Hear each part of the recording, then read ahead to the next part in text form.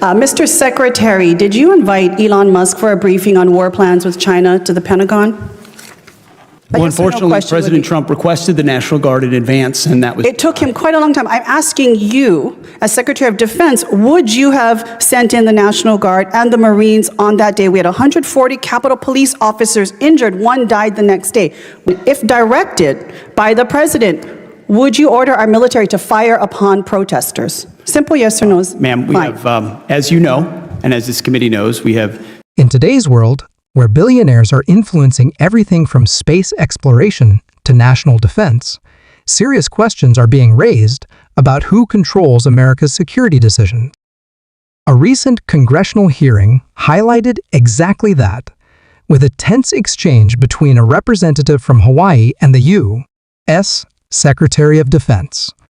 At the center of the debate, Elon Musk, the world's richest man, whose companies like SpaceX and Starlink have secured billions of dollars in government contracts. Reports surfaced that Musk had been invited to the Pentagon for what some claimed was a briefing on war plans with China. Here now recognizes the gentlelady from Hawaii, Ms. Tokuda. Thank you, Mr. Chair, and I agree we've had many performances today, but what we'd like is some answers. Mr. Secretary, did you invite Elon Musk for a briefing on war plans with China to the Pentagon? Yes or no is simple. There's been a lot of hyperbole and incorrect reporting around that situation, but we did invite Elon over to come talk to us generally, but there was no war plans being discussed. Okay, so whose idea was it to invite him to the Pentagon for a briefing? You mentioned you served at the pleasure of the president. Was it the president's will to have him come and be briefed? Well, as you know, at that time, Elon Musk was leading up DOGE efforts, and we've taken a great investment in DOGE at DOD, and so getting his input on how we make DOD more efficient makes a great deal of sense. Okay, but don't you think it's a conflict of interest for the world's richest man? Many of the contracts that the DOD is engaged in, billions of dollars of contracts going to his company, and he is, as to your point, was leading DOGE, which was involved in cutting hundreds of contracts, but also becoming intimately aware of the platforms and the requirements that would be given out for new contracts. Did you not think it was a conflict of interest to invite someone with financial interests into the Pentagon to have firsthand knowledge of what they could then bid on for their own, enrichment? Ma'am, it was just an informal discussion, but I'll tell you, anyone that knows our Defense Department knows we show no preference to any company other than what your capabilities are, and we're grateful for the places where his companies benefit our national defense. So for a $280 million donation, the world's richest man with companies intimately linked and involved in billion-dollar contracts with the Department of Defense gain access into the Pentagon. So would you say that any company right now that has multi-billion-dollar contracts with the Department of Defense has access to the Pentagon right now? 1-hour briefings with you, personally?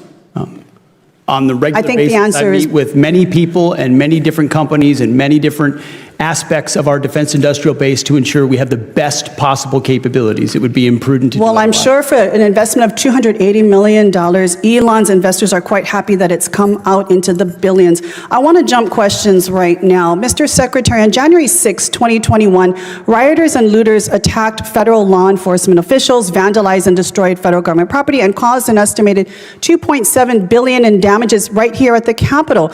Would you have sent the National Guard and the Marines in on that day? Well, unfortunately, President Trump requested the National Guard in advance, and that was... It took him quite a long time. I'm asking you, as Secretary of Defense, would you have sent in the National Guard and the Marines on that day? We had 140 Capitol Police officers injured. One died the next day. Would you have sent in the National Guard and the Marines? As I said, President Trump directed National Guard to be there in advance. And I think you can look at the record of how long it actually took for him to actually send them in. But it's good to hear that it sounds like you would have sent in the National Guard and the Marines on that day in which the insurrection was taking place right here at the Capitol. Mr. Secretary, during your confirmation hearing, you failed to deny the conclusion that you would carry out an order to shoot protesters in the legs. So let me be direct. Given what we are seeing across the country right now, would you carry out or issue an order by the president for our military to fire upon protesters actively engaging in their civil right to exercise free speech, their First Amendment rights? Would you give that order from the president? I assume you're insinuating what's going on in Los Angeles, and I wouldn't call Not just that a Los peaceful Angeles, if we protest. take a look at protests throughout the country, it's a simple question. If directed by the president, would you order our military to fire upon protesters? While the secretary denied that war plans were discussed, the bigger issue was clear. Is it a conflict of interest to give someone with major defense contracts private access to inside information? Could that give them an unfair advantage in future billion-dollar deals? But that was just the first part. The representative pushed even harder, bringing up the January 6th Capitol insurrection, asking whether the military did enough to protect democracy when rioters stormed the Capitol. And then, the most intense question of all, would the military ever be used against American citizens exercising their First Amendment rights to protest? Would the secretary obey such an order if it came from the president? The answers were vague, the tension was high, and the implications are serious. This isn't just about politics. It's about power, accountability, and whether America's military could one day be used against its people. Let's break down exactly what happened, why it matters, and what it tells us about the direction of America's leadership today. Simple yes or no is Ma'am, we fine. have, as you know, and as this committee knows, we have standard rules of engagement that are in place that give guidance to our troops, and they abide by them. I'm asking what you would do. Again, you said you serve at the pleasure of the president. Is that not true? I do serve at the So pleasure. if the president told you to shoot people in the legs, would you do so? Now, you failed to answer this question as well in your confirmation hearing when asked by members of the Senate.